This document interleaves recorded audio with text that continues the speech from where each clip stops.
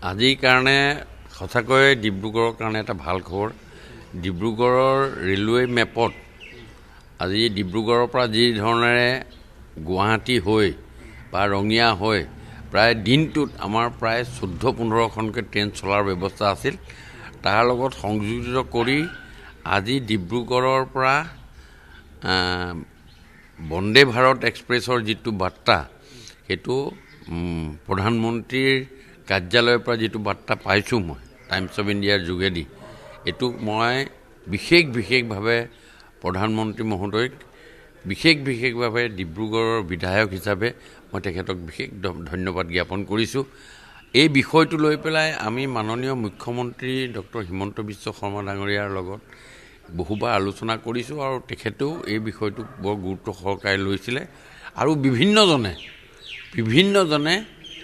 এই বিষয়টোক লৈ পেলাই বন্দে ভাৰতখন ডিব্ৰুগড়ৰ পৰা চলাৰ ব্যৱস্থা কৰাৰ কাৰণে এটা সকলোৱে দাবী কৰি আহিছিল।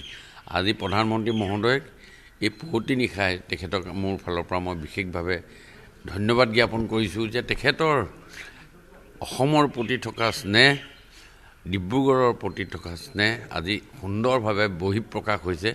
পুনৰবাৰ তেখেতক ধন্যবাদ দিছোঁ। আগন্তুক দিনত আজি ডিব্ৰুগড়বাসীৰ হৈ মই তেখেতক কৈছোঁ, আগন্তুক দিনত আমাৰ ফালৰ পৰাও আপোনাক পূৰ্ণ সহায় সহযোগিতা আগবঢ়াম বুলি প্ৰতিশ্ৰুতি দিছোঁ। চাওক, এই গোটেই বস্তুটো ডিটেইলত একো পোৱা নাই। মই আজিৰ ভিতৰত হয়তো ডিটেইলত পাম কেনেকুৱা ধৰণৰ কি কথা আছে। প্ৰথম কথা হ'ল কি, এই এনাউন্সমেণ্টটোৱেই আমাৰ কাৰণে বহুত ডাঙৰ কথা। এনাউন্সমেণ্টটো হোৱাৰ পাছত বহুতখিনি অফিচিয়েল ক্ৰিয়া প্ৰক্ৰিয়া থাকে।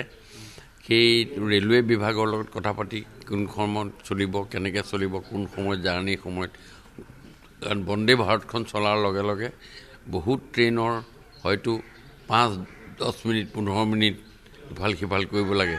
আৰু বিশেষকৈ আমাৰ এই অঞ্চলটোৰ ডিব্ৰুগড়ৰ পৰা যোৱা অঞ্চলটোত আমাৰ ডবল ট্ৰেকিং এতিয়ালৈকে হোৱা নাই, কিছুমান জেগাত বাকী আছে।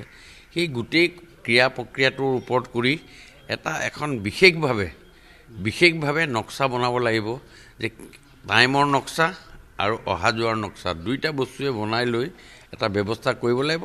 যেতিয়া মাননীয় প্ৰধানমন্ত্ৰী মহোদয় অফিচৰ পৰা এই বাৰ্তাটো যেতিয়া আহিছে, আপোনাকে নিশ্চিত থাকক অতি সোনকালে আমাক ডিব্ৰুগড়ৰ পৰা বন্দে ভাৰত ট্ৰেইনখন চলিব। ডিব্ৰুগড়ৰ দ্বিতীয় ৰাজধানী হোৱাৰ পৰিপ্ৰেক্ষিতত আমালৈ প্ৰধানমন্ত্ৰী মহোদয়ে দিয়া দৃষ্টান্ত উপহাৰবিলাকৰ ভিতৰত এইটো এটা বিশেষ বুলি মই ক'ব খুজিছোঁ।